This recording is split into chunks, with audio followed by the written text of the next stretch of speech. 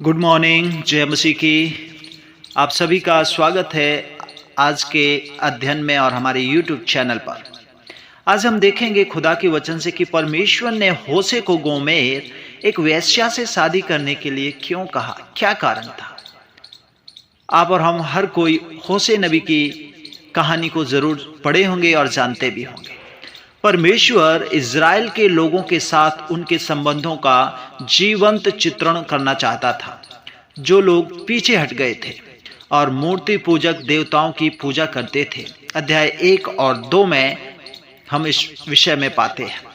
इसलिए खुदा ने भविष्यवक्ता से पूछा, जाकर एक वैश्या को अपनी पत्नी बना ले और उसके कुकर्म के लड़के वालों को अपने लड़के वाले कर ले। अध्याय 1 और वचन 2।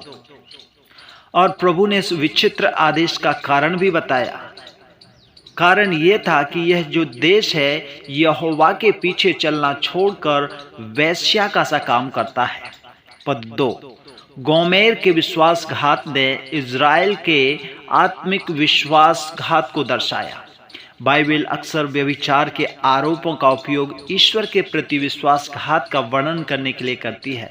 यहेजकेल 16 अध्याय 32 वचन और यशायाह 13 अध्याय 27 वचन और यशायाह 1 अध्याय 21 वचन और प्रकाशितवाक्य 17 अध्याय वचन 2। इस पुस्तक का अर्थात होशे की पुस्तक का प्रमुख विषय है उसके ठोकर देने वाले बच्चों के लिए परमेश्वर का प्रेम।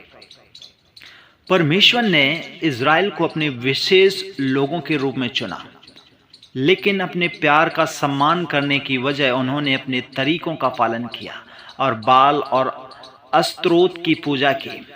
जिन अनुभवों के माध्यम से नबी ने अपने पारिवारिक जीवन में पारित किया और अपने विश्वासघात पत्नी के प्रति अपने ही टूटे हुए दिल की भावनाओं ने उसे अपने लोगों के लिए पिता के प्यार की अनंत गहराई और उन्हें चंगा करने की उसकी इच्छा के बारे में एक हल्का विचार दिया है। होशे 14 अध्याय और 4 वचन से 7 वचन में।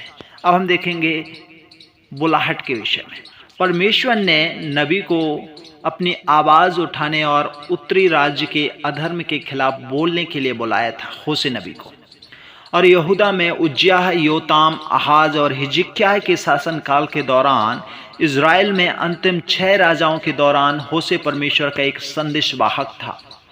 अध्याय 3 में 3 बच्चों के पालने के बाद गोमेर अपने प्रेमियों का पीछा करने के लिए होशे को छोड़ देती है और जाहिर है कि वह किसी प्रकार के कर्ज या दास्ता में पड़ जाती है। अध्याय 2 और वचन उसका 7।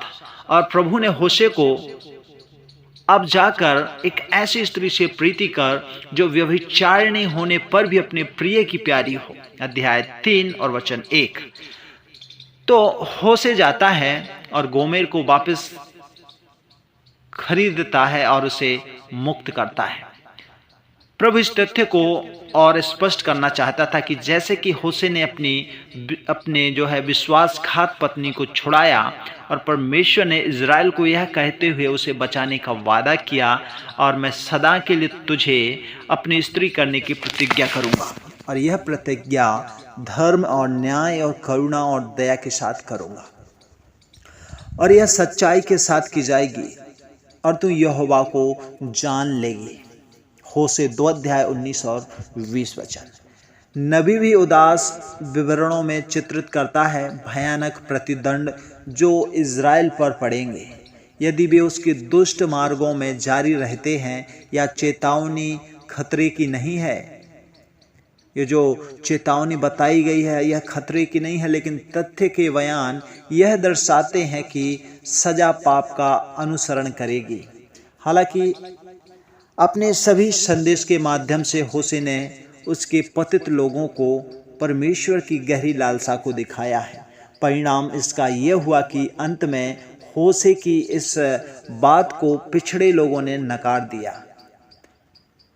अपश्चातापी जो दुष्ट राष्ट्र ने उसके विद्रोही कामों को आयोजित किया और उनके पापों के परिणामों को पा लिया। लोगों को आशियान बंधन क्रूर कैद में ले जाया गया। इस प्रकार होशे ने 723 से 722 ईसा पूर्व में गिरावट से पहले उत्तरी राज्य के लिए परमेश्वर का अंतिम संदेश भी दिया था। सो प्रभु आप सबको इस वचनों के द्वारा आशीष प्रदान करे और सहायता करे कि आप खुदा के पीछे चलने पाए। God bless you.